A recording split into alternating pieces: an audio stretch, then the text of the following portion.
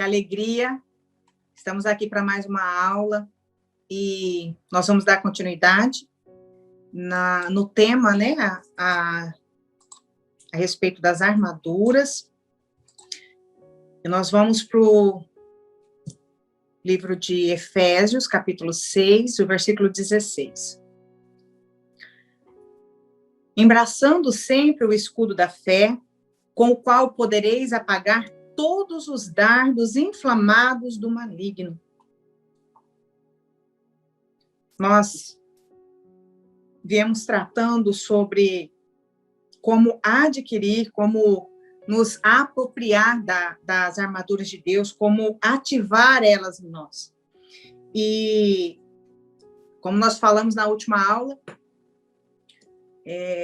nós tínhamos um entendimento que quando nós orássemos, né, e ativássemos essa armadura, ela era imediatamente colocada em nós. E quando nós vamos estudando e vamos tendo revelação e vamos buscando a palavra de Deus, vamos lendo e meditando nela, nós vamos entendendo que não é bem assim. Ela fala de tomar. E a ferramenta escudo, né, ela é até a imagem que nós usamos para a escola, né, ele é um escudo com espadas nele, e esse escudo é usado em muitas coisas que se referem à proteção. Até coisas militar, áreas que envolvem, né, você se defender de algo. Então, esse escudo, eu gostaria de trazer para vocês algo acerca dele que trouxesse um fundamento. Todo mundo já ouviu falar do escudo da fé. Este é um dos itens mais famosos da armadura, né? Ele serve como símbolo de marcas cristãs, mas a realidade por trás destas poucas palavras é muito grande. Antes de desenvolver esse assunto, nós vamos ver alguns pontos, amém? Anotem aí, a fé.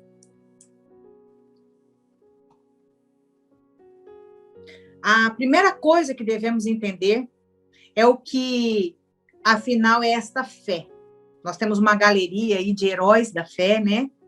Quando nós buscamos nas escrituras sobre fé, nós vemos o pai da fé. E esses heróis que a Bíblia relata como heróis da fé, e também sabemos que a fé é um dom, é adquirida. E a primeira coisa que devemos entender é que a fé, a gente usa essa palavra para vários fins, mas o objetivo real dessa palavra, está em Hebreus, capítulo 11, versículo 1, que diz assim: ora, a fé é o firme fundamento das coisas que se esperam e a prova das coisas que se não veem. De acordo com esse versículo, a fé é base firme das coisas que nós esperamos, das coisas que nós não vemos. As coisas que esperamos e as coisas que não vemos. É tão fácil falar isso, né, queridos, na teoria, né? Como é fácil falar de fé e falar de esperar coisas que nós não vemos.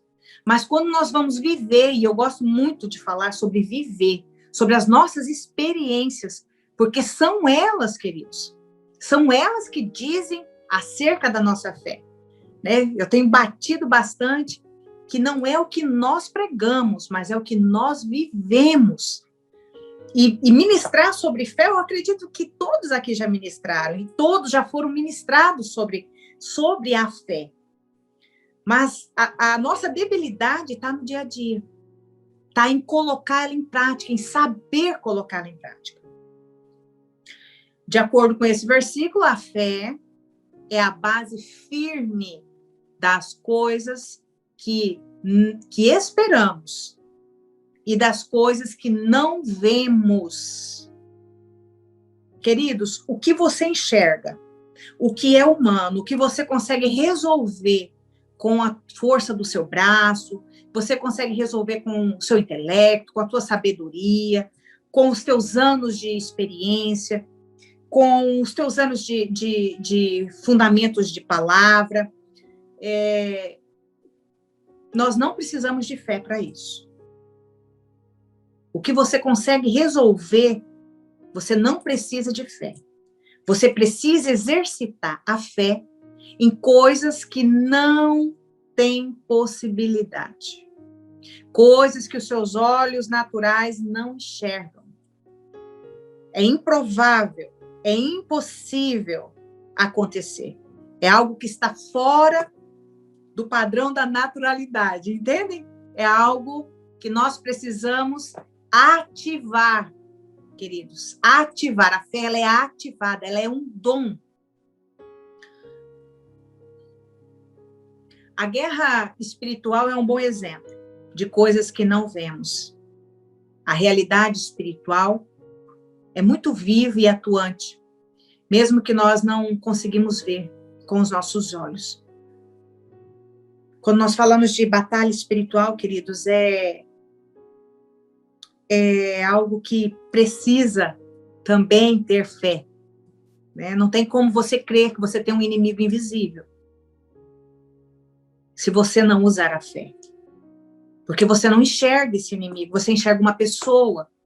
E quando você vê a figura da pessoa, a impressão que dá é que ela é o seu inimigo, ela é a sua inimiga, e não. É o que está por trás dela, o que está atuando por trás dela. E para nós cristãos, entender sobre batalha espiritual, sobre guerra espiritual, sobre armas, armaduras, e até mesmo sobre escudo, não deveria ser algo difícil de se entender. Porque se nós formos para a Bíblia, queridos, nós adoramos um Deus que nós não vemos. Não é isso? Não tem que ter fé para adorar o nosso Deus? Nós cremos que o Senhor Jesus foi colocado dentro da barriga, dentro do ventre de Maria, pelo Espírito Santo. Não precisa de fé para acreditar nisso, queridos. Né? Todo mundo aqui é pai, todo mundo aqui é mãe, né? Os que não são vão ser, em nome de Jesus. E nós sabemos perfeitamente como se faz filhos. Nós sabemos exatamente como um filho ele é gerado dentro de um ventre.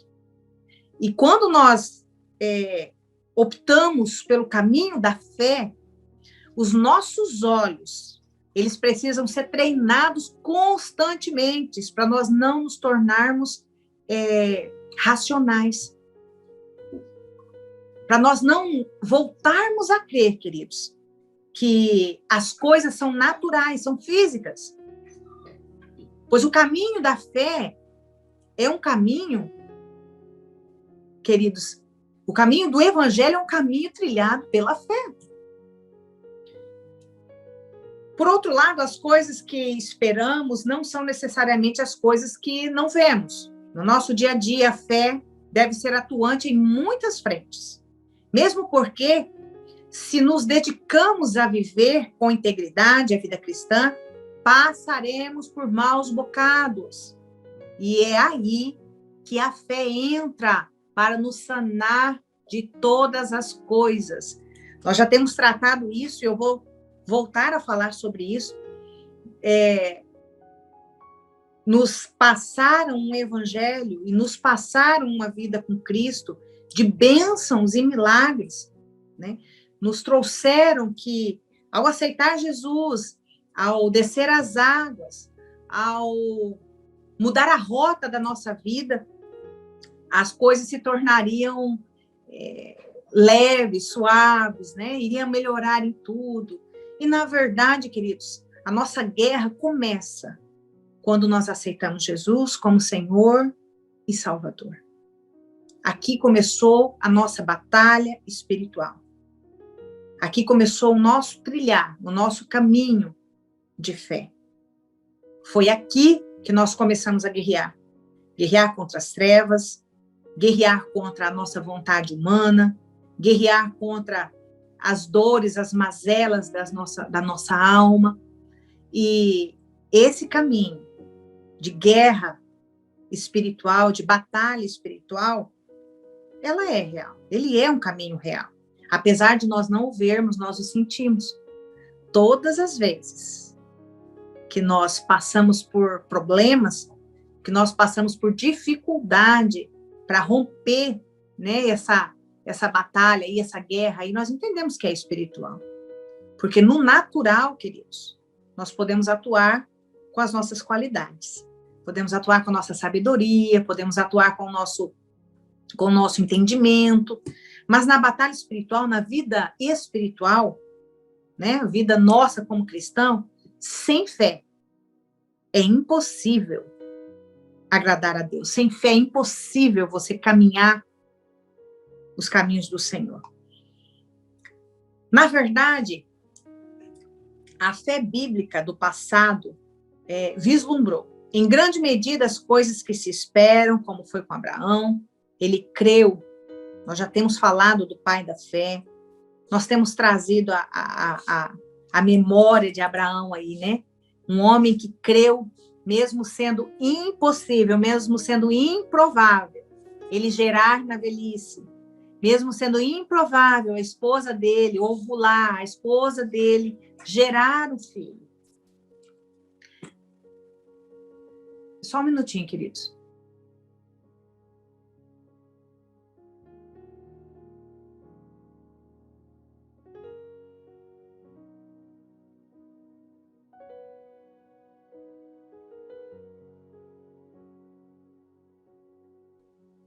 Voltei. Mesmo Sara, queridos, na velhice, mesmo Sara rindo dessa promessa aí, gente, quase que absurda, né? No natural, esse homem, ele creu. Ele creu na promessa. Ele creu que seria pai de muitas nações. E isso é ter fé. Isso é você crer quando você não vê possibilidade. Você não precisa de fé, queridos, para ir trabalhar. Você não precisa de fé para ligar seu computador. Você não precisa de fé para fazer um discipulado. Isso tudo é natural. Isso tudo é com o teu esforço. Aonde você precisa de fé é nas coisas que não se enxergam. Nas coisas que são impossíveis. Isso nos mostra que, apesar da fé ser espiritual e tratar das coisas que não vemos, ela também é totalmente atuante em nossas vidas práticas. Mas não para nos conceder aquilo que queremos. Pelo contrário, Abraão nunca desejou ser pai de muitas nações. Mas foi um desejo de Deus, foi uma promessa do Senhor para a vida dele. A fé se baseia na vontade e na direção de Deus para as nossas vidas. Veja que foi Deus que determinou isso para Abraão.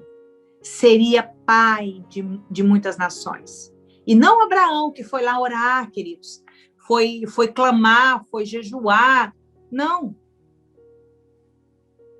Quem prometeu foi Deus. Ele recebeu isso do Senhor, essa promessa. E ele creu, e ele se tornou pai da fé. Pastor, então a senhora está me dizendo, você está me dizendo que eu só posso usar a fé para algo que esteja relacionado a uma promessa? Não, queridos. Você pode usar a fé como arma, como ferramenta para tudo. Inclusive, Deus ama que você haja em fé. Deus tem prazer em te ver atuando em fé. Mas eu estou trazendo exemplos, nós vamos decorrer aqui, de pessoas que usaram a fé para algo extremamente impossível, mas que veio de uma direção de Deus. Entendem aqui? Para se tornar pai de muitas nações, para se tornar o pai da fé, como ele é conhecido até o dia de hoje, ele precisou de uma promessa. Amém? E eu creio que muitos de vocês já receberam promessas. Eu creio que tem muitas promessas de vocês aí que estão sem se cumprir e que precisa ser trazida de volta, precisa ser tomada novamente, precisa ser ativada essa potência da fé para que essa promessa se cumpra. Pastora, como que nós adquirimos fé? Como podemos adquirir? Entender o conceito de fé, que não é dos mais complicados de se entender. Não é o centro da questão, na verdade. O grande desafio da fé é adquiri-la. Não é nem usar. É adquirir. Como nós podemos ter fé? Antes de mais nada, temos que entender que a fé é dom de Deus. Amém? Agora eu gostaria de ouvir um amém. A fé é dom de Deus. Se não temos o Senhor Jesus, certamente. Amém. Amém. Se não temos o Senhor Jesus, certamente nós não teremos fé. Não teremos fé nenhuma. Como Paulo, queridos, relata para nós no livro de Romanos, capítulo 10, versículo 17. De sorte que a fé é pelo ouvir. E o ouvir pela palavra de Deus. Ouvir a palavra. Ouvir. O segredo para ter fé é ouvir a palavra de Deus. É ouvir sobre Deus. Ouvir sobre Jesus. Para você ser ativado na fé. Esse é um código, queridos. Preciosíssimo. A fé é adquirida. Vocês já viram alguém que passou a acreditar num amuleto? Como que ela começou a acreditar nisso? Alguém chegou para ela, apresentou e falou, olha, depois que eu fiz isso daqui, então a pessoa crê, houve fé naquele momento, naquele objeto. A fé dele foi ativada. Vejam, queridos, que existem pessoas que exercem a fé e são curadas, fora de Cristo, viu? Fora de Cristo. E elas são curadas, porque elas exerceram a fé, mesmo exercendo a fé em algo que não tem nada a ver com o reino de Deus, a fé foi exercida, mas não em Deus. Ele exerceu a fé em outro objeto, em outro ídolo, em outra coisa, mas ela teve resposta. Então, quando nós ouvimos falar do nosso Deus, nós começamos a crer nele. Nós começamos a entender como que ele se movimenta nas Escrituras. Como que ele atua. Nós paramos aí, queridos, de ler textos esporádicos dentro da Escritura, né? Quem se recorda daquele tempo? Deixa eu pegar uma Bíblia aqui. Inclusive, eu amei essa Bíblia, tá, irmãs? Muito obrigada. Quem se recorda daquele tempo que a gente abria a Escritura e lia lá? Quem se recorda desse tempo? Vou tirar uma palavra, Deus vai falar comigo, né? Mas as Escrituras, elas precisam ser, a Bíblia precisa ser estudada.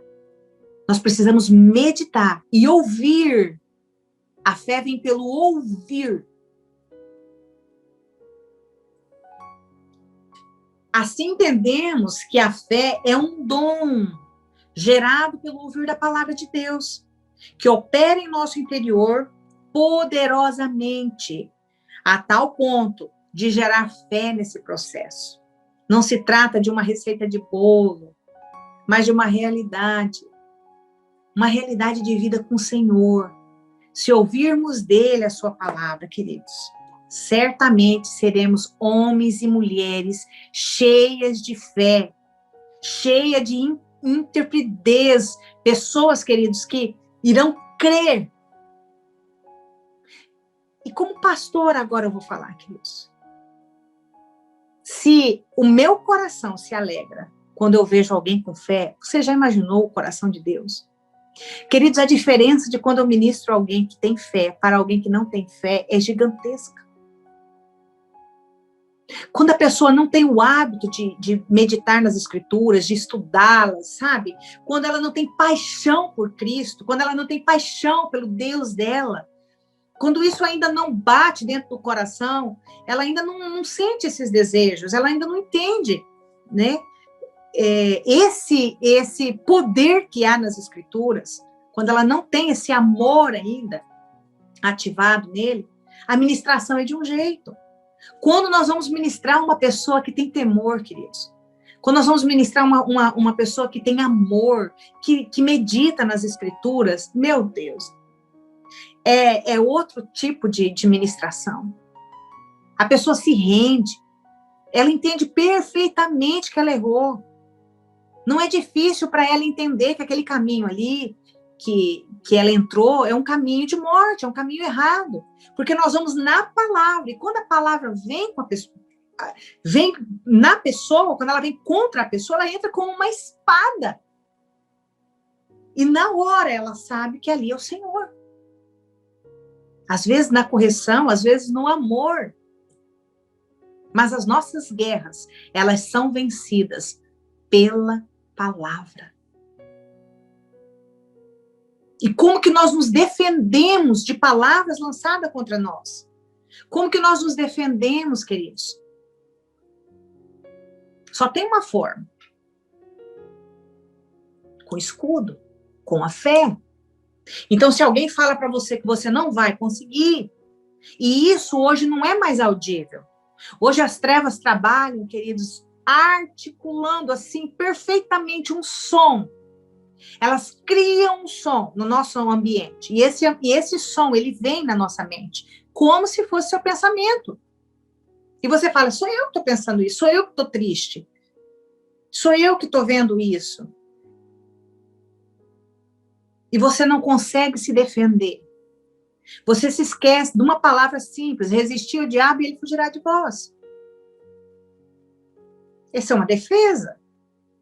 É um escudo.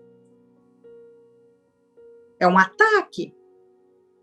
Aqui você está cortando esse ataque contra você. Você entende? Quando você é atingido na tua mente, quando você é atingido nas tuas emoções, nós falamos aqui sobre a nossa parte vital aqui, né? Quando ela é atingida na batalha espiritual, o tanto que nós ficamos fragilizados nas emoções, o tanto que nós somos paralisados quando nós somos atingidos. E quando nós não temos, queridos, esse hábito, quando nós não temos esse amor, quando nós não temos essa paixão, quando ainda nós não conhecemos a palavra do Senhor, nós não temos como se defender. Quanto mais cremos em nosso Senhor Jesus e na palavra daquele que enche tudo em todas as coisas, mais seremos cheios de fé. João 17.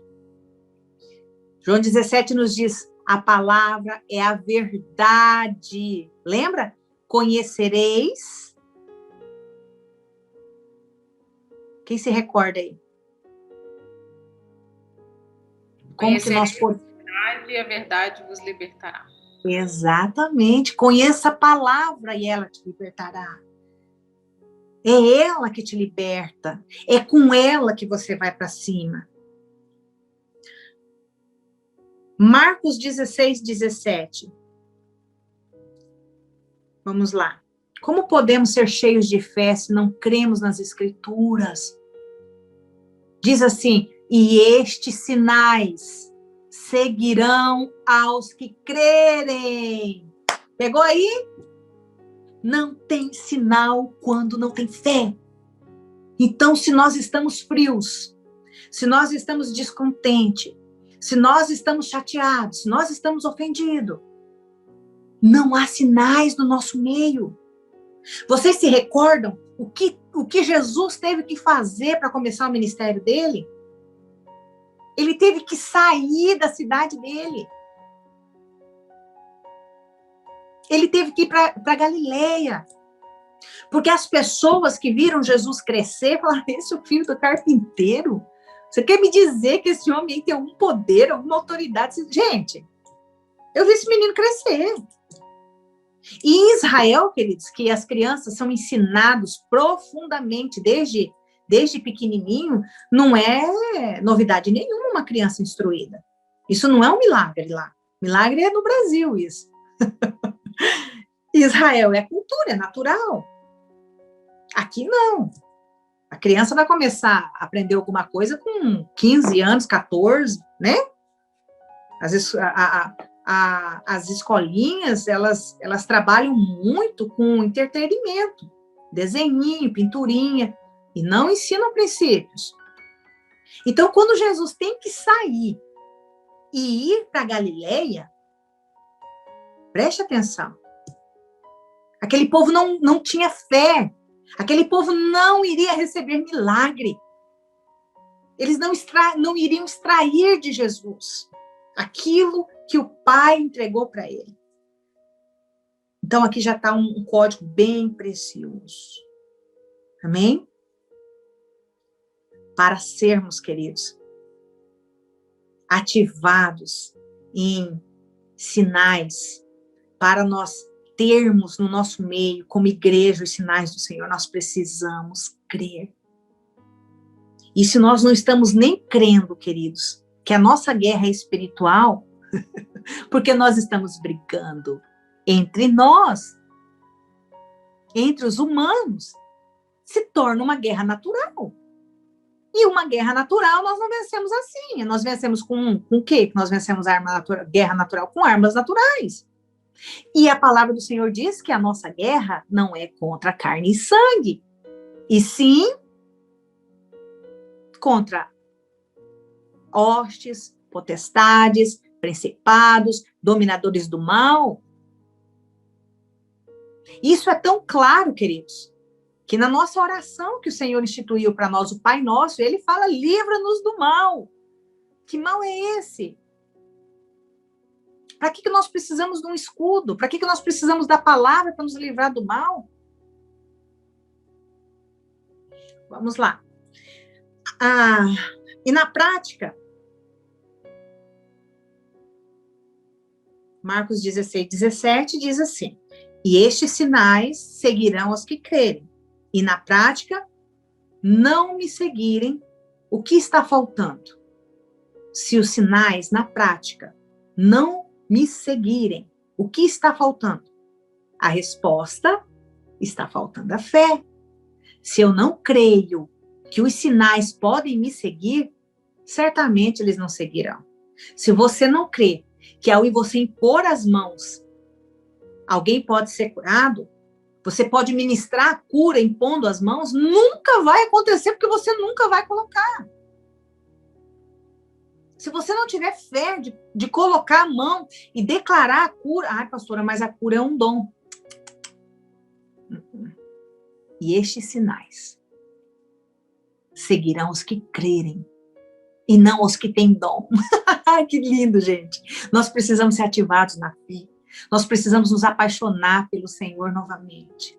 Nós precisamos nos apaixonar pelo nosso Deus novamente. E esse é o tempo propício para isso, amados. Deus mudou tudo, desestruturou tudo das nossas vidas. Nós estamos andando de acordo com o que Ele quer. Se nós olharmos para o mundo secular, está tudo parado. Eu estava vendo uma reportagem de uma cantora e ela dizendo que ela está em depressão.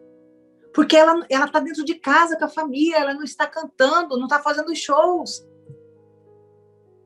Então ela se lembrou da vida dela, das dores dela, dos problemas dela, e esses problemas estavam esquecidos, porque a agenda lotada fazia com que ela esquecesse. Nós, como igreja, nós nos tornamos cumpridores de agenda, cumpridores, e nós nos esquecemos, queridos, que nós não estamos atuando em fé. E eu vou te dar um exemplo, assim, bem tranquilo. Se um cadeirante de roda, se uma pessoa que não tem os movimentos, pedir para você orar, impor as mãos e determinar que ele seja curado, você tem coragem para isso? Você tem fé para orar? Querido, se é algum amigo, ou membro, ou discípulo, ligar para você e falar, olha, faleceu alguém aqui, você pode vir orar para ressuscitar ele? Meu Deus, como isso está longe de nós, queridos. E a minha pergunta é, onde nós nos perdemos na fé? Porque esses sinais acompanharão os que creem. E nós não vemos isso, não é em Ariquemes, Rondônia, acontecendo só, ou em Curitiba. Nós vemos isso, queridos, no universo, no mundo. Nós vemos essa falta de fé. Porque nós nos perdemos, queridos. Nós nos perdemos para nos organizar como igreja.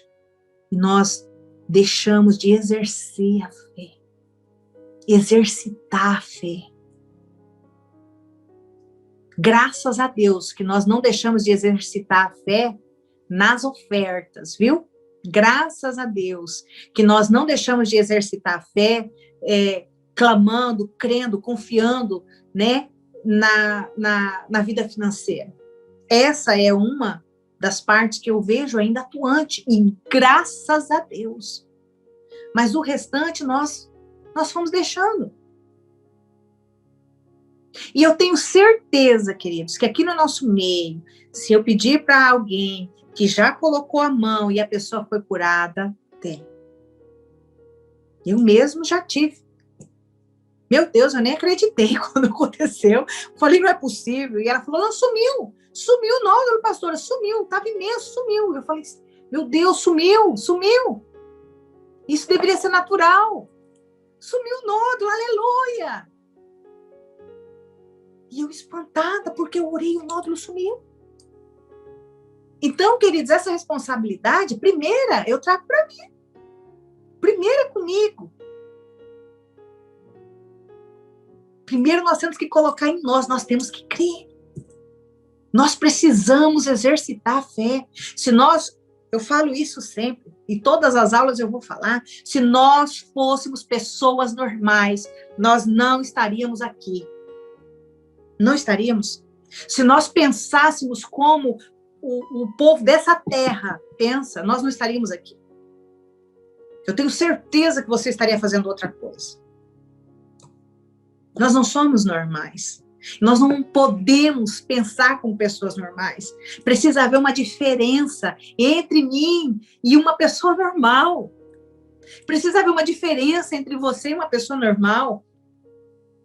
E essa diferença tem que ser gritante. A tua fé, queridos, tem que impactar. A tua fé tem que mover. A pessoa, ao te ouvir, ela tem que ver o Senhor em mim e você. Alguma coisa em nós tem que nos ligar ao Pai. Ou seja, o nosso testemunho, ou seja, a nossa vida, ou seja, o nosso caminhar. Alguma coisa tem que dizer que você não é dessa terra. Amém? Os sinais acompanharão os que creem. Não há dúvida quanto a isso. A realidade da fé é mais real do que o ar que nós respiramos. É mais real. Queridos, quando nós estamos paradinhos assim, nas nossas vidas, com nossos problemas, num tempo desse, queridos, que nós temos tido tantas notícias, tantas más notícias, né? E nós começamos a orar, e nós começamos a clamar, a adorar, a nos envolver com as coisas do Pai, nós já sentimos o clima mudando. Nós já sentimos o fogo do Senhor nos enchendo. E nós vemos esse fogo? Não. Nós não vemos, nós precisamos da fé para acreditar nele. Você está sentindo um negócio diferente e você precisa de fé para crer que aquilo ali é o teu Deus, é o Espírito Santo de Deus. O problema, queridos, é que a palavra hoje em dia não é tomada dessa forma. Pelo contrário, a palavra tornou um objeto de estudo e discussão. Eu creio nisso. Primeiro eu preciso saber no que você crê. Eu acredito nisso. Cada um interpreta as escrituras de uma forma. Mas a nossa preocupação é: se você conhece um capítulo da Bíblia, você tem exercitado ele? Você tem colocado ele em prática? Você tem vivido isso? Você tem crido nisso, nessa palavra? A palavra precisa ser vivida, querida, e não discutida nem analisada. Se a palavra me diz assim, Salmo 23, 4. Ainda que eu andasse pelo vale da sombra da morte, não temeria mal algum, porque tu estás comigo. E a minha reação, queridos, em racionalizar o que está escrito, isso nada mais é do que uma religião morta em si mesmo. O vale da sombra da morte, o Senhor está comigo, no vale da sombra da morte, se eu tiver, né? Como que é isso? Como que vive isso? Pela fé, o Senhor está comigo, eu vou, eu não temerei. E se você racionalizar, isso não passa, amados, de uma religião. E nós nunca podemos esquecer que quem crucificou o Senhor Jesus foram os religiosos. Nós nunca podemos esquecer, os sinais que ele traziam eram muito diferentes do que eles ensinavam e viviam. Era muito diferente. Eles aguardavam um rei, vestido, queridos, com uma roupa real, sentado num cavalo, estilo cavalo de Faraó, as éguas de Faraó, com uma coroa de ouro imponente. O racional, ele vê isso. Mas os que eram espirituais receberam um rei numa mula, num jumento. Presta atenção. Com roupas, queridos, de um carpinteiro. Com roupas normais. Ele não usava as vestes sacerdotais, ele não usava a roupa do rei Davi.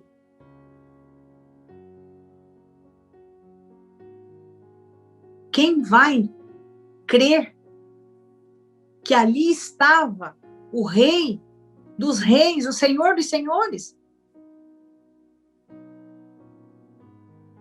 Se olhasse para o exército de Roma, queridos, imagina a ornamentação. Você já assistiu um filme da época? Para fazer um filme tudo é estudado. Você já viu a ornamentação, as roupas, os trajes desse exército? Aí olha para um senhor dizendo que é Jesus, um senhor de 33 anos, imagine. Você quer me dizer que você vai querer me ensinar? Gente, olha, isso é para crer mesmo, tá? É para ter fé. Você imagina aqueles rabinos, né? Com a barba desse tamanho aqui, ó, branca.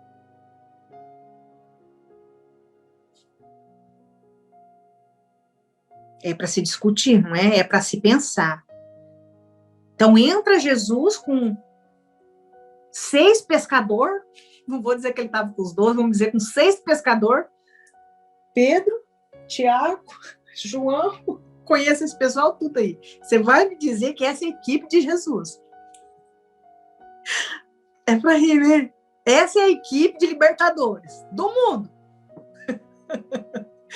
Por que você não pode descredibilizar a tua equipe? Porque o Senhor, queridos, não escolhe os que são. O Senhor nos escolheu e nós sabemos quem nós éramos. O Senhor não escolhe.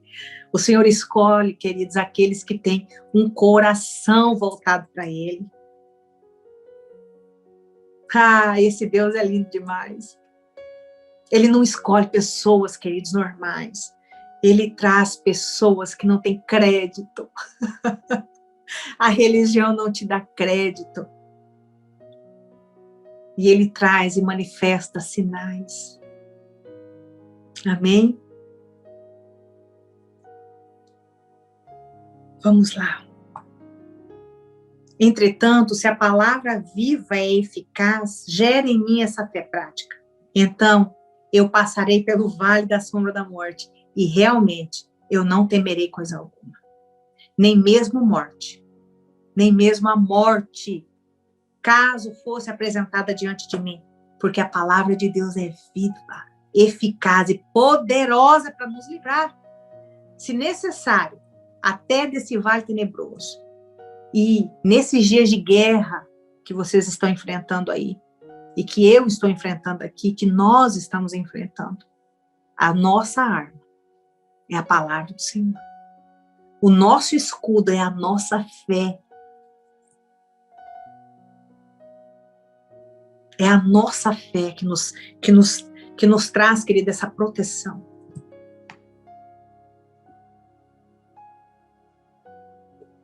Vamos lá? Essa realidade viva da palavra lançada por terra, lança por terra muitos problemas cristãos. Se cremos de fato na palavra, não teremos problema com o pecado. O Cordeiro Santo de Deus que veio ao mundo e que deu a sua vida para redimir o nosso pecado, de modo algum morreu em vão. Nós só podemos acessar a libertação. Nós só podemos levar o nosso pecado, queridos, cativo, pelo sangue de Jesus, pela obra da cruz. É só por isso. Então, nós não podemos invalidar essa obra da cruz jamais. Foi Ele que nos deu. Foi Ele que venceu por nós. Não havia ninguém, queridos, vencido ainda. Ele veio e venceu. Ele veio e tomou a chave do inferno. Ele nos deu autoridade.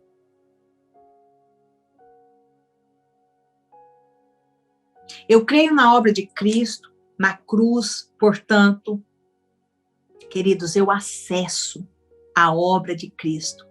Eu entro nela, eu levo até ela. Eu sempre digo que uma coisa é você passar por uma porta. Eu passei pela porta da sala, do escritório. Outra coisa é eu entrei pela porta do escritório. Entende? Se tem a obra da cruz e você não entra nela, você só passa por ela. Mas se você entra nessa porta, se você entra nessa obra, minha irmã.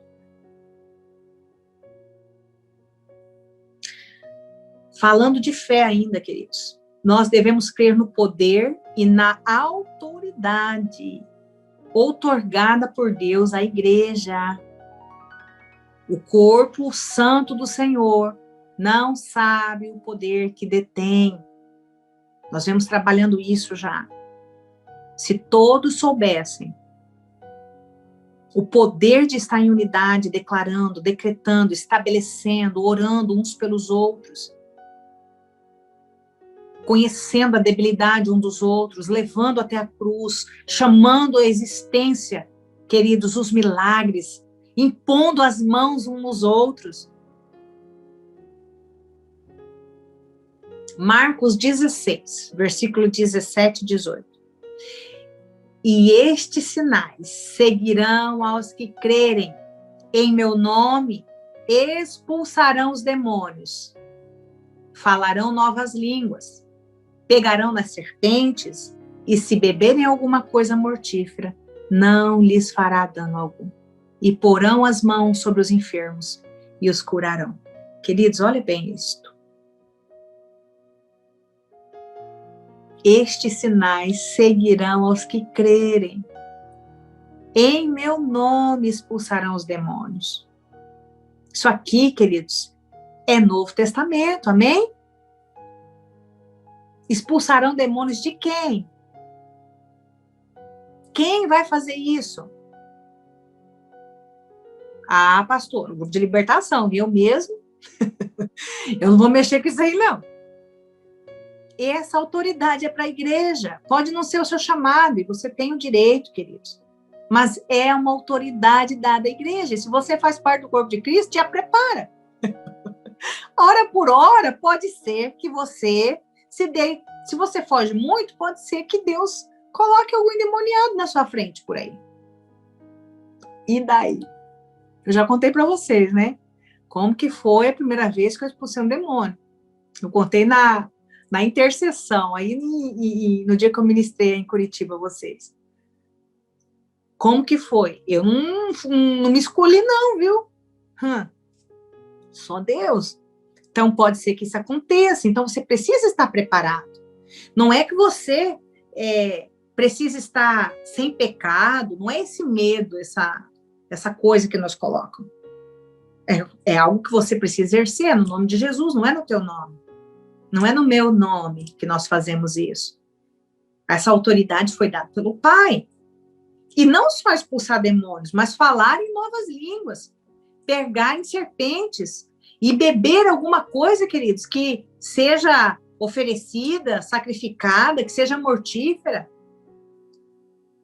E colocarão as mãos sobre os enfermos e os curarão. Meu Deus, nos dá esse nível de fé, Pai.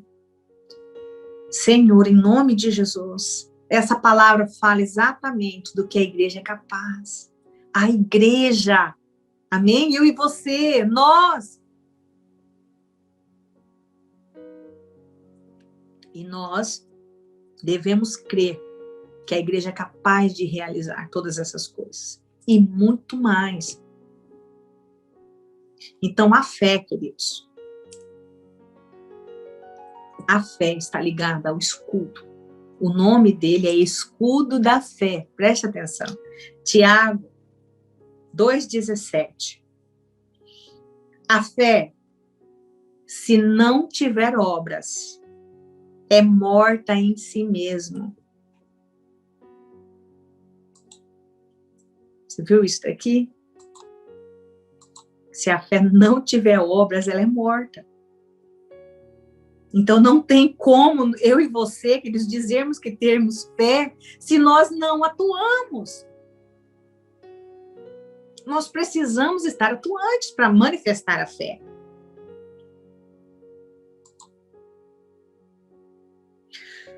A fé, naturalmente, resultará numa realidade em sua vida. Deus não gera fé em nossos corações por seu belo prazer, ou apenas porque ele decidiu, ou para que o homem desfrute. Não. Efésios 1,19 diz assim: segundo a operação da força do seu poder. Essa é uma frase dentro de um contexto bem específico. Mas aqui nós gostaríamos de passar essa realidade, que o poder excelso de um Deus operante, o poder de um Deus que não se esconde por trás das nuvens, o poder de um Deus que não está sentadinho, queridos, com um cabelinho branquinho, com uma roupinha de senhorzinho. Não! Um Deus poderoso, um Deus operante, um Deus que é o dono do tempo, que não tem essa cara de um ser envelhecido, de um ser humano que não!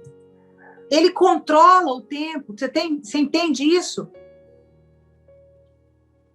Então, essa catequização, essa catequese que foi colocada em nós, com essa figura de um senhorzinho, cansadinho, já com um cetro na mão, não sei se eu vou, se eu não vou, isso não existe. É um Deus, queridos, poderoso, é o Deus dos exércitos, é o Deus que governa com seu cetro de justiça, é um Deus que reina. O seu governo, o seu reino está ligado, queridos, está fundamentado em justiça.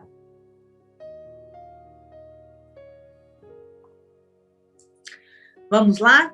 Escudo. Finalmente chegamos na parte do escudo. Vamos tratar um pouquinho mais daquele formatinho, né? De escudo aqui. O escudo que é retratado na armadura de Efésios é um escudo romano. Esse escudo chamado... Vamos ver se eu consigo falar, tá? Scutum. Era aquele escudo longo que cobria dos pés até a cabeça. Muitas vezes imaginamos um escudo redondinho, pequenininho, né? Que é muito peculiar no exército romano. E muito significativo na simbologia que ele tem aí nas armas espirituais. Mas o escudo romano, assim como o escudo da fé, tinha dois objetivos. O principal O objetivo primário era a proteção do exército contra as lanças. Preste atenção. Lanças, flechas e espadas inimigas. Todavia, existe um segundo aspecto, não tão conhecido.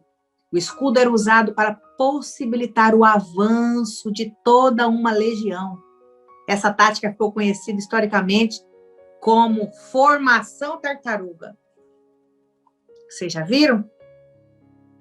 Quando todos se fecham, quando o meu escudo, o teu escudo junto, em cima, embaixo, nós formamos um casco de proteção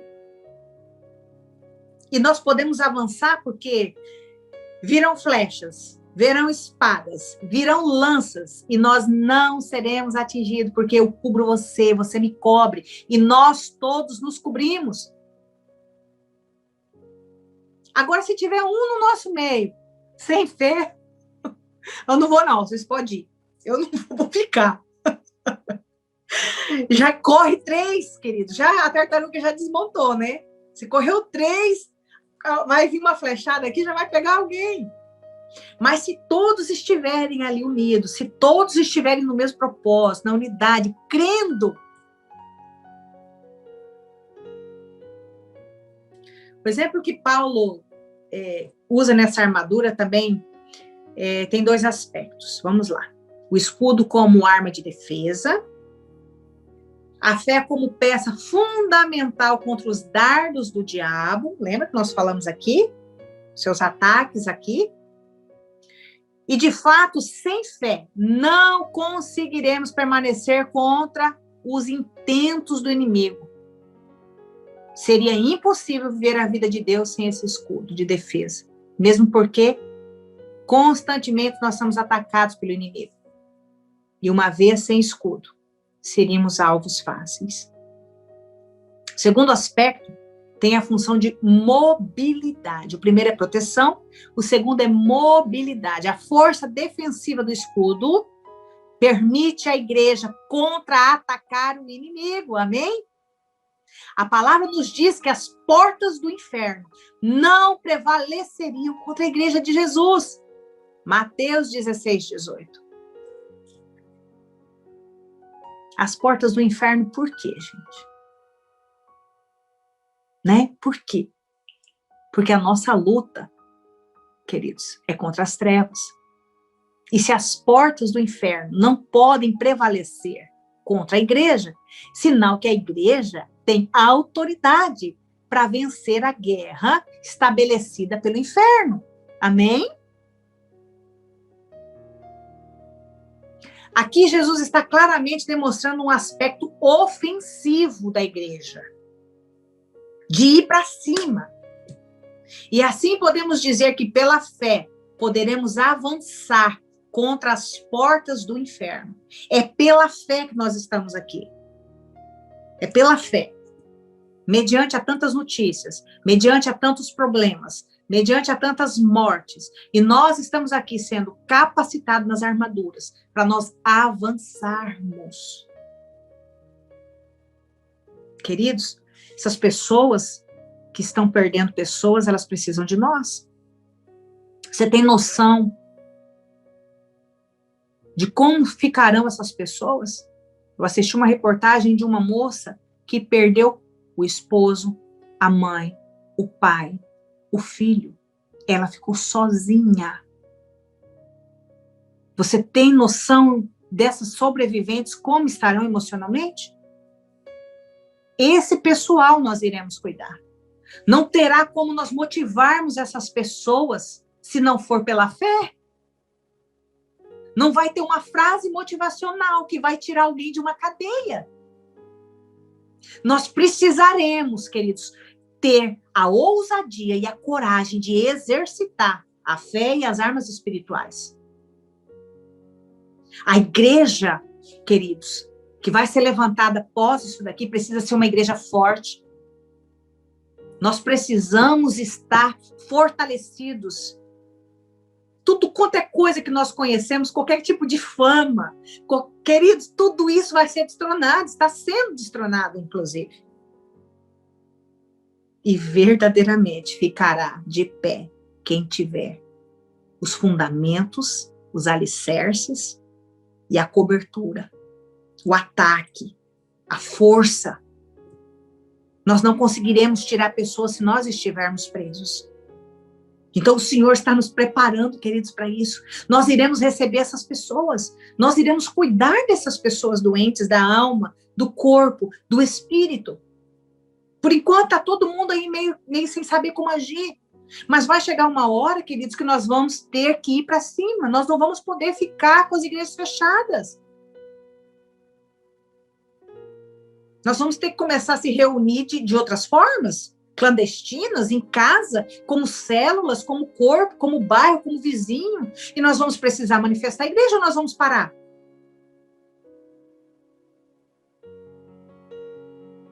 Vai chegar esse tempo, não estou dizendo que é agora, né? Vai chegar esse tempo que nós vamos precisar nos posicionar. Ou obedeceremos decretos humanos ou obedeceremos a Deus. Vai chegar isso daí. E é para isso que o Senhor está nos preparando. E como é que você vai, queridos? Sair de casa para ministrar pessoas em meio a um Covid? Como que você vai fazer isso? Correndo o risco de trazer para casa o Covid. Entende?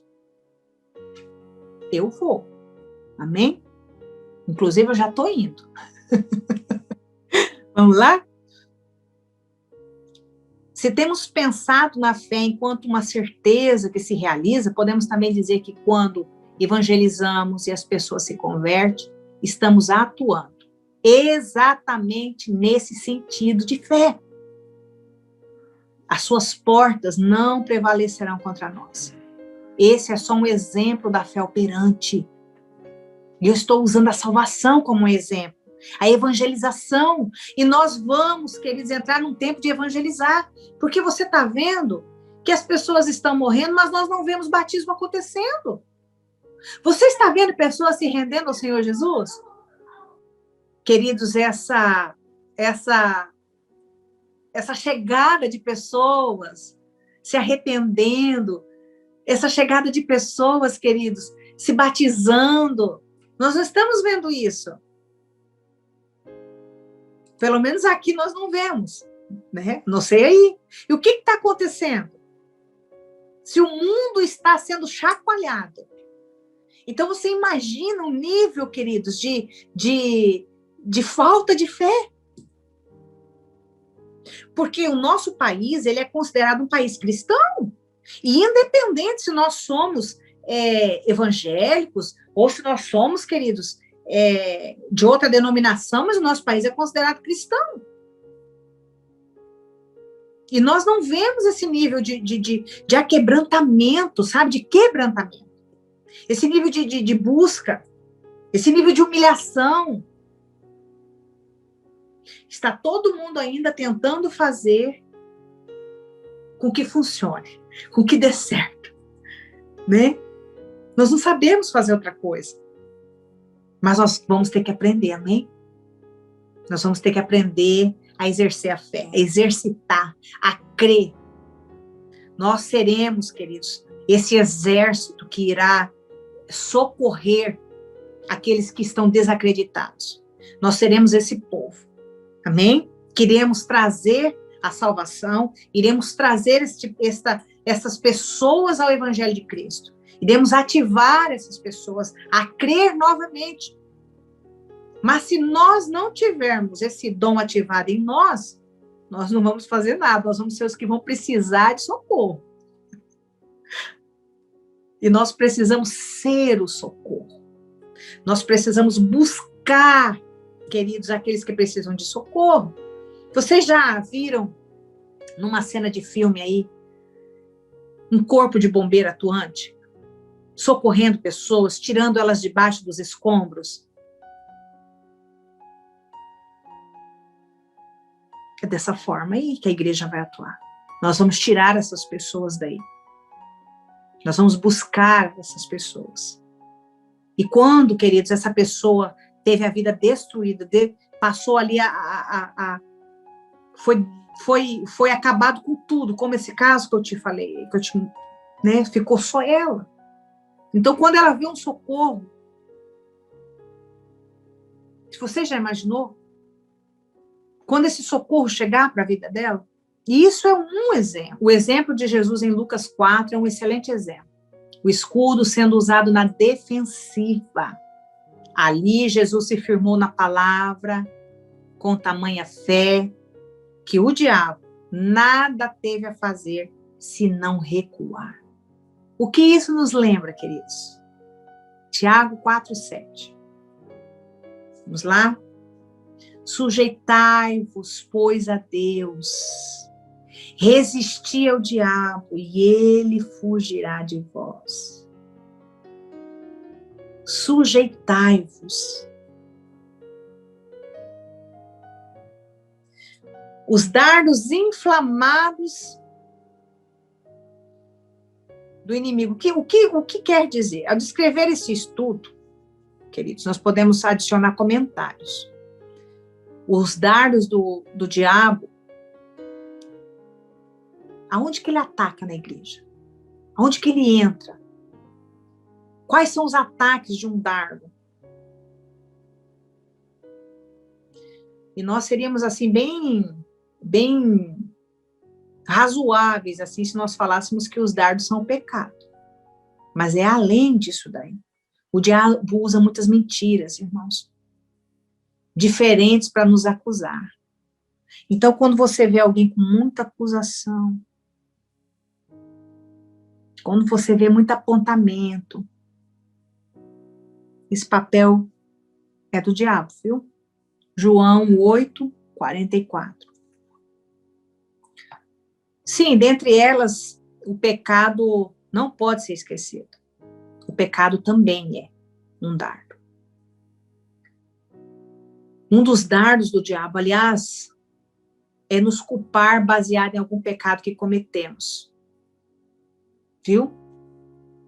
Sabe? Quando você já confessou pecado, quando você já se expôs, e você ainda está sentindo acusações sobre isso? Sabe quando isso vem na tua mente ainda, vem ainda te cobrar como se você ainda não tivesse se arrependido? Sendo que você já colocou na cruz, queridos, o passado, quando ele é colocado na cruz, acabou. Amém?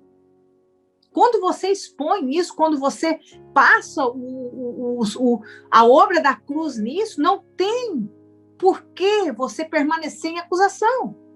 Não tem por que você ser acusado.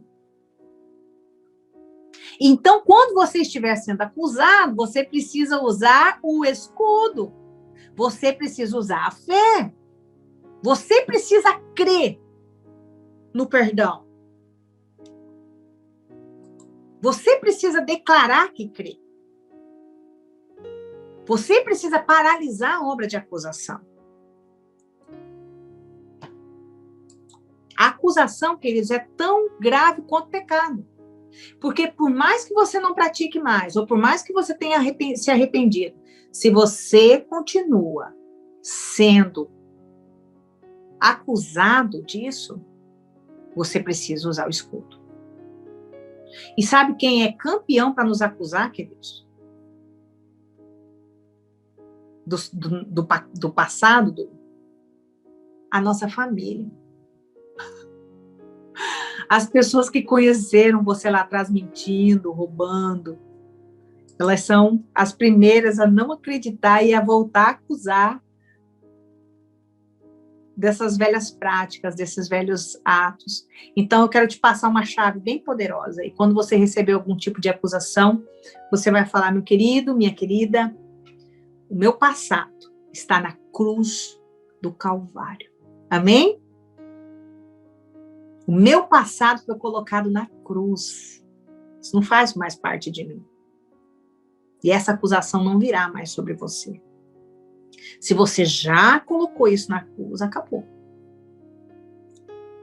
Não aceite ser condenado. Não importa o que você fez. Não importa. Se você confessou, acabou. E para isso você precisa crer na obra da cruz. Para isso você precisa crer Que a obra da cruz te livra, queridos, da morte. Ela te tira dessa condição de escravo, de pecador que não se arrependeu, de pecador que tem uma conta ainda para pagar. A obra da cruz, queridos, ela precisa ser acessada, e é com fé. Porque você só crê, queridos, você só acredita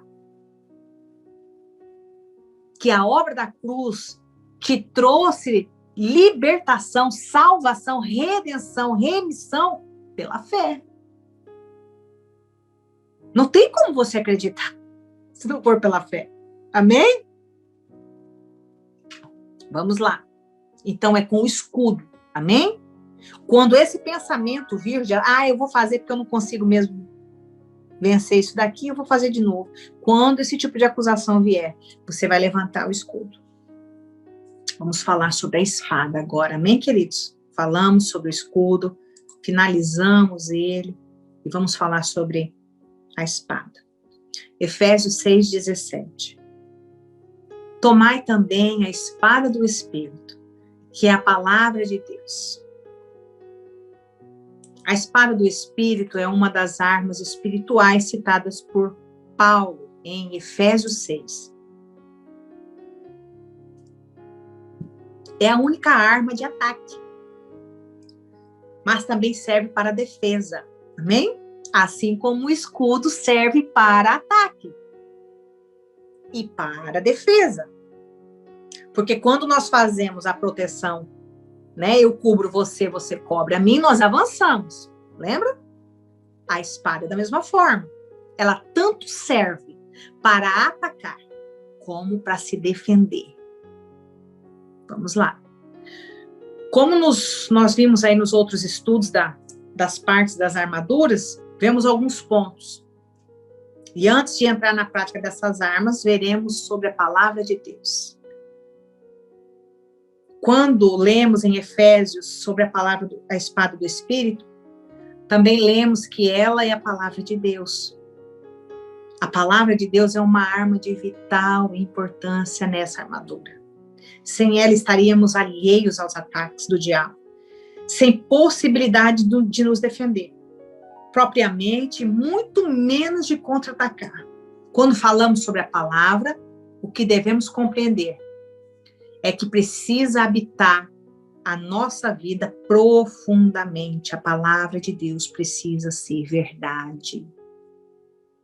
Existe uma diferença de você proclamar a palavra de Deus numa guerra, vivendo essa palavra. E existe uma diferença entre você proclamar sem viver. Ela funciona aqui embaixo. Ela é bonita aqui embaixo. Mas a autoridade no mundo espiritual não é verdade. É uma autoridade que ainda precisa ser trabalhada. Nós devemos conhecê-la profunda e amplamente. Paulo escreve isso no livro de Colossenses. Diz assim: habite ricamente em vós a palavra de Cristo. Colossenses 3:16. Olha só. Habite ricamente em vós a palavra de Cristo. A palavra precisa habitar em nós ricamente. O cristão que não é conhecedor da palavra, certamente sofrerá a derrota do diabo. Não adianta conhecer a palavra. Devemos praticá-la. Devemos conhecê-la profundamente. E, queridos, falar de fé é uma coisa. Viver a fé é outra coisa. Entende a diferença da teoria para a prática? Existem algumas características da palavra e nós vamos citar nesse estudo aqui. O primeiro ponto que devemos entender sobre a palavra é que ela é divinamente inspirada, de Gênesis a Apocalipse. Ela veio do próprio Deus. Todos os homens que escreveram a palavra de Deus foram inspirados pelo mesmo. Está lá em 2 Pedro 1, do 20 ao 21. A palavra de Deus também é perfeita. Está lá em Salmos 19, 7. Então, ela foi inspirada por Deus. Ela é perfeita. Olha a nossa arma. Ela é tão perfeita que ela restaura a nossa alma e nos dá sabedoria. Conforme Salmo 19. A palavra também é pura, perfeita. Olhe bem. Inspirada por Deus, perfeita, restaura a alma, nos dá sabedoria, pura. Provérbios 30, capítulo 30, versículo do 5 ao 6. Isso significa que ela não se macula com coisa humana, não tem comparação com nada terreno. Ela é totalmente gerada por Deus. A natureza da palavra é pura. Queridos, é a nossa maior dificuldade de ler a palavra de Deus, de meditar na palavra de Deus, está pelo nível de pureza que existe nela. E para nós nos aproximarmos de algo que é totalmente inspirado por Deus, totalmente gerado por Deus, queridos, nós precisamos nos esforçar muito. Porque nós viemos de uma natureza caída. Então, toda a dificuldade que você tem em estudar, toda a dificuldade que eu e você temos de ler, de meditar, de nos aprofundar, está porque ela é o próprio Deus. O livro de João, capítulo 1, diz isso. No princípio, ela estava com Deus. Lembra disso? Ela era Deus.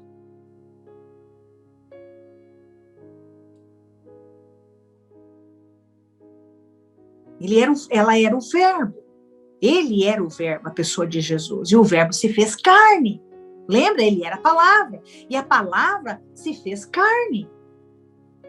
Então, quando você está diante da palavra, estudando, meditando, como está aqui, ouvindo isso daqui, você está trazendo luz, você está trazendo a palavra, você está trazendo vida para dentro de ti. E isso é um processo, queridos, difícil, porque confronta aquilo que está em você. Então vai te dar sono, vai te dar cansaço, vai te dar preguiça. Não tem coisa melhor do que quem está com insônia pegar uma Bíblia e ler. Não dá 5 minutos, a pessoa está dormindo. Você já viu isso? Por quê? Porque o confronto, a luz que está ali confronta o que está aqui. Parece tão duro isso, queridos, mas é tão verdade. A palavra de Deus é completa e não necessita de mais nenhuma adição ou subtração. Apocalipse 22, 18 ao 19. Aqueles que assim o fizeram padecerão de flagelos e perseguições. A palavra é poderosa por si mesma. Ela não necessita da adição humana. Devemos cuidar para não tirarmos, nem colocarmos alguma coisa nela. A palavra de Deus é a autoridade do Senhor. É a autoridade do Senhor na terra. Isaías, capítulo 1, versículo 2. O Senhor no passado falou por meio de muitos profetas. Depois ele falou pelos apóstolos e continua falando pelos profetas e pelos apóstolos. Mas, queridos, a palavra ainda é a voz de Deus. A voz do Senhor ainda ecoa através das Escrituras. E nós queremos tanto ouvir Deus, queridos. Nós queremos tanto.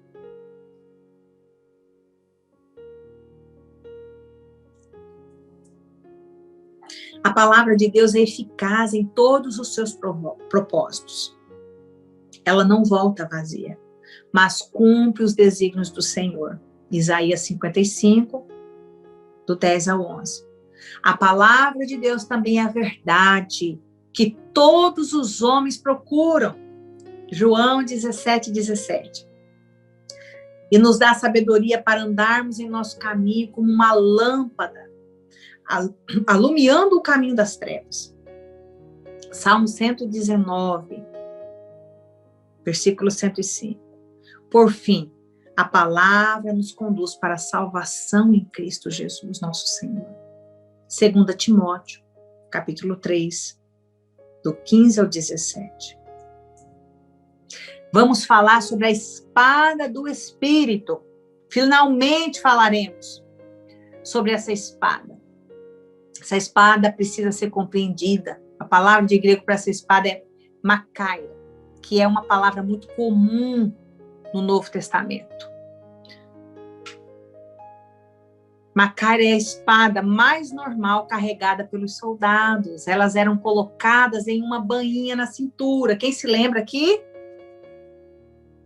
Usada em combate corpo a corpo. Ela também é a palavra usada para descrever as espadas que está em Mateus 26, capítulo 26, versículo 47, que estava nas mãos dos romanos quando eles vieram para repreender Jesus no jardim. É a mesma palavra usada para falar da espada com que Pedro cortou a orelha do sumo sacerdote.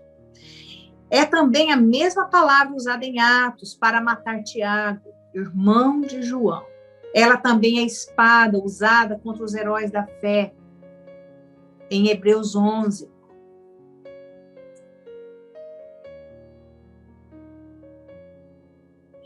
É muito significativo o uso dessa espada curta por Paulo. Na prática, significa que essa espada precisa ser usada muito perto do inimigo. Por ser uma espada curta e não ter longo alcance. Outro fato interessante é que para usá-la, ao contrário da espada longa, é necessário ter muita habilidade e precisão para acertar os golpes corretamente. Mas o que tudo isso tem a ver com o princípio espiritual? Tudo! O texto de Efésios nos diz que essa espada é a espada do Espírito. E aqui nós devemos ter uma compreensão espiritual da vida com Deus. É muito interessante como Paulo mistura os conceitos de espiritual e de palavra de Deus, pois muita gente separa o espiritual da palavra. Entretanto, tanto a palavra quanto o Espírito de Deus testemunham de Cristo. Amém, queridos? Tanto a palavra quanto o Espírito de Deus testemunham de Cristo. O testemunho de ambos é idêntico, porque Deus não mente e não pode mentir.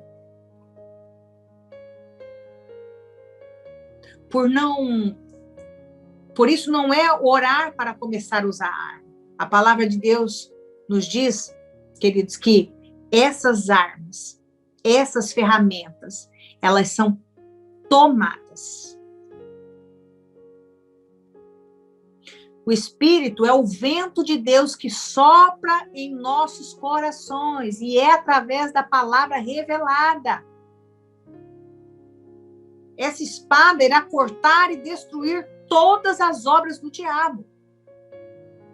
A diferença, queridos, de uma palavra revelada para uma palavra normal, ela é poderosa. A espada do Espírito é comparada com a palavra que foi revelada pelo Senhor. Existem pessoas que recebem a revelação constante. Olha, Deus me deu uma revelação aqui. Essa daí é uma espada, queridos, de alcance. Você vai muito próximo do inimigo para atacar ele. Porque foi o próprio Senhor que deu ela.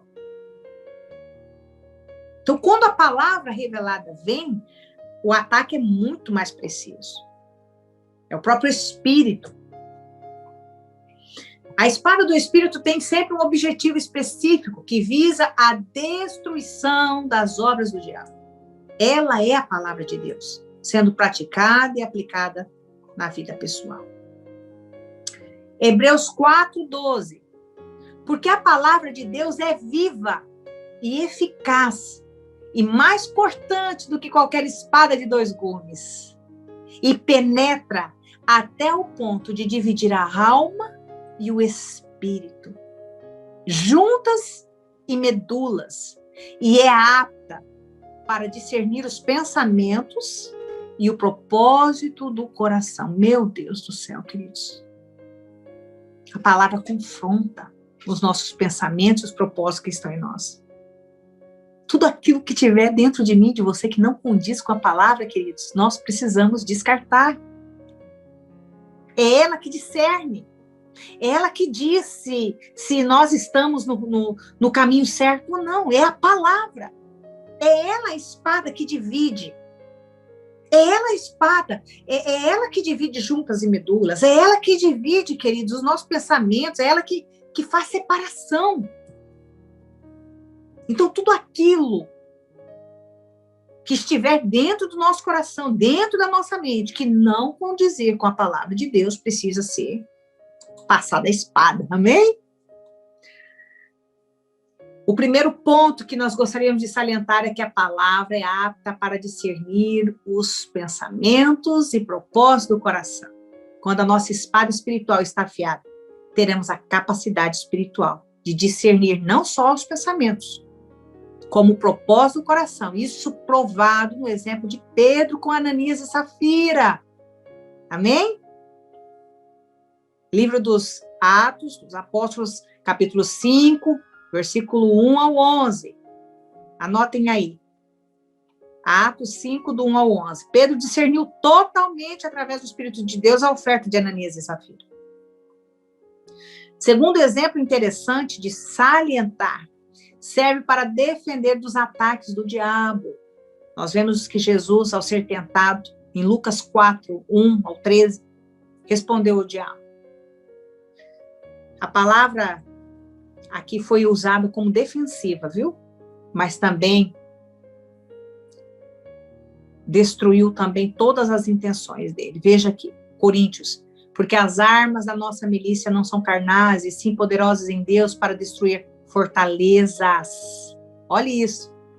Vou repetir.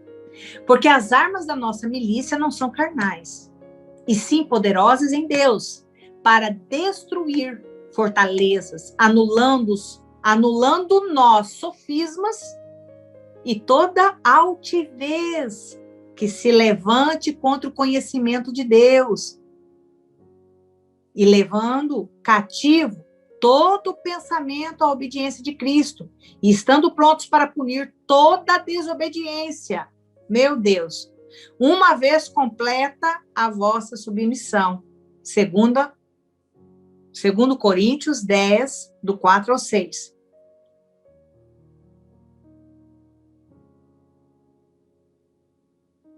Por fim, a palavra de Deus é usada para destruição de fortaleza.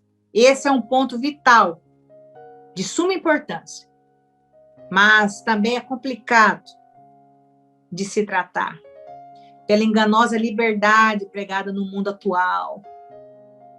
Aqui Paulo menciona que a palavra é poderosa para destruir 3 ataques do diabo. A primeira coisa que devemos entender é que o diabo ataca a igreja através das pessoas. Não pense que o diabo não usa as pessoas. Ele planta irmãos falsos no meio da comunhão dos irmãos. Lança pensamentos e ideias nas pessoas para as desviar da verdade do Senhor. As fortalezas mencionadas nesse texto são as fortalezas na mente das pessoas. O diabo lança mentira de tal modo na nossa mente que a palavra fica em segundo plano. Entregue aos nossos desejos carnais, às nossas emoções, aos nossos sentimentos. Quando isso acontece, o diabo atinge o seu objetivo. Ele ergue uma fortaleza na nossa mente. O sofisma também é um ataque na nossa mente, mas diferente das fortalezas, pois é um ataque mais capcioso. É como o que a serpente fez com Eva. Ela levantou incertezas no coração de Eva. É assim que Deus disse. Ela pergunta para Eva, é assim que Deus disse? O sofisma tenta racionalizar uma verdade da palavra. Irmão, como isso é comum? Alguém vai trazer para você e dizer, não é bem assim, não. Não é tudo isso, não. Quando nós racionalizamos, queridos, a verdade santa do Senhor, o grande triunfo do diabo já foi manifesto. pois a palavra se torna infrutífera. Tudo que é lançado ali é questionado. Toda a ação é questionada. Tudo que é feito podia ter sido feito melhor. Quando nós estamos nessa mentira, nesse engano, queridos,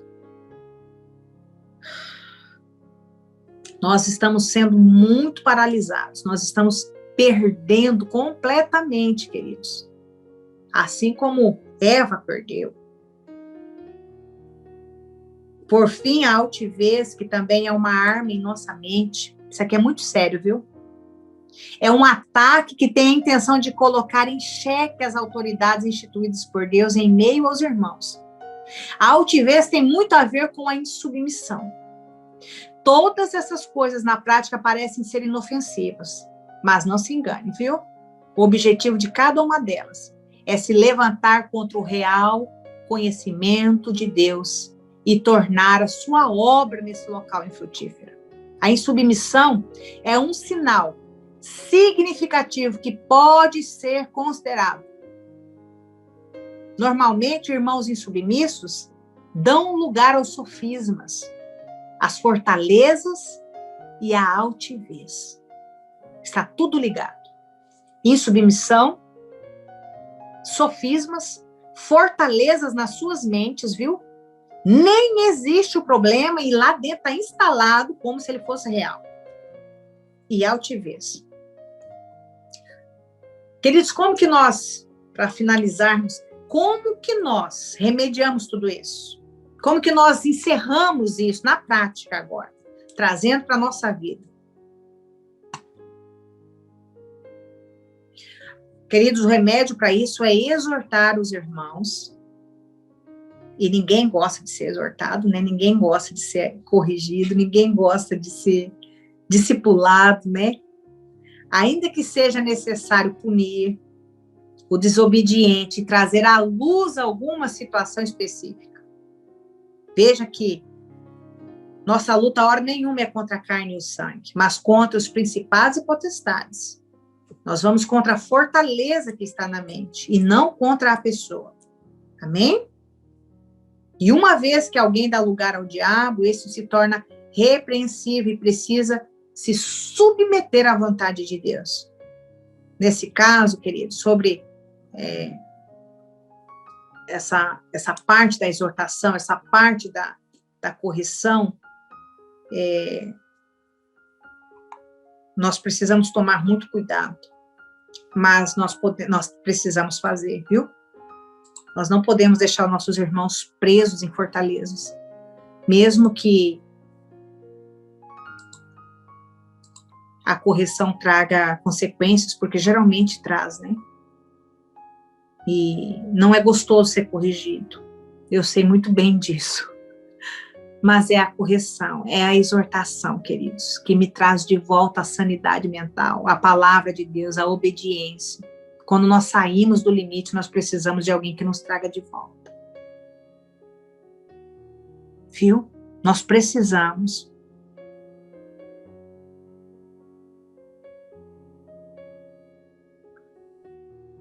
Então, a palavra, toda a exortação precisa ser na palavra, né? Toda correção. Vocês são líderes, né? Nós estamos tratando com pastores, com líderes. Então, hora ou outra você vai exortar, vai corrigir o teu liderado. Então, é na palavra, viu? É com a palavra que você corrige. Mas, queridos, não adianta. A correção dói. Não tem como. Por mais que você não queira, a correção dói. Você chegar a destruir uma fortaleza que está numa mente, você vai ter que bater. Como é que você vai destruir uma fortaleza soprando? Não vai sair. Você vai precisar confrontar. Você vai precisar chacoalhar isso. E ninguém quer se chacoalhar, irmãos. Nós preferimos ficar com as fortalezas estabelecidas em nós do que uma autoridade chegar em nós e nos chamar de volta para...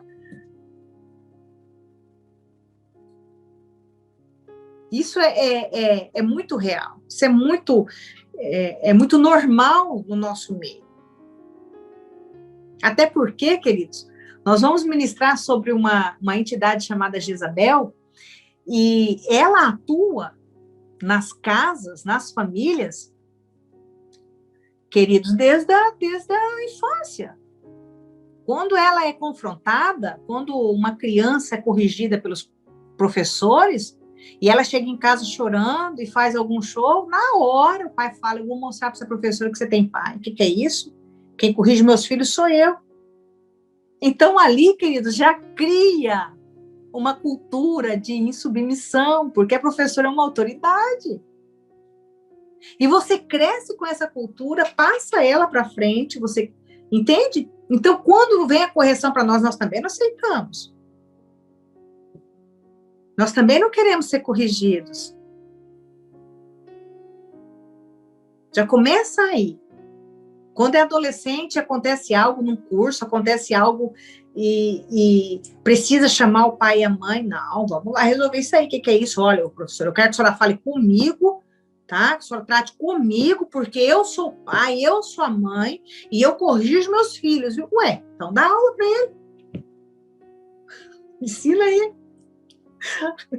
Né? Se tem uma autoridade ali, se foi delegado, se foi instituído, se foi, né, se foi passada essa autoridade, você não quer que ela exerça autoridade, como é que vai ser? Então, nós precisamos, queridos, entender que a insubmissão, ela precisa ser confrontada, viu? Ela precisa ser corrigida, e isso às vezes dói. E às vezes nós temos perca, mas às vezes é melhor nós ter perca do que nós termos problemas maiores. Então, nós tratamos aí sobre o escudo, tratamos sobre a espada, e falamos um pouquinho de batalha, e toda a batalha é árdua, nós nos ferimos, né, de alguma forma, quando nós entramos aí numa guerra, quando nós entramos aí em orar por alguém, em corrigir alguém, em trazer a pessoa de volta para os caminhos do Senhor. Você já tentou buscar alguém que está desviado? Quando você vai falar com ele, o que ele te responde? Ele não te machuca? Ele desce os pés em você. Assim também, queridos, quando a gente sai de uma rota, da rota original, e alguém vai falar, a gente também fica chateado. Então, nós precisamos amadurecer para isso, viu? Amadurecer para ser corrigido, amadurecer para ser questionado, amadurecer para ser confrontado. E eu prefiro 10 vezes ser corrigida, questionada, confrontada, do que eu permanecer num caminho que não tem mais volta, onde eu venha me perder. Entende? E depois que houver, querido, esse caminho, depois que houver o trilhar dessa caminhada aí, dificilmente. Então, nós precisamos de pais que nos amem, tá? Nós precisamos dessa correção. Na próxima quinta, eu já quero trazer um pouquinho, viu? Sobre esse principado aí. Já quero falar um pouquinho dela. E da forma de atuação dela e da forma com que ela age nas nossas casas, famílias, ministérios, viu? Que Deus abençoe vocês, que o Senhor guarde vocês, em nome de Jesus.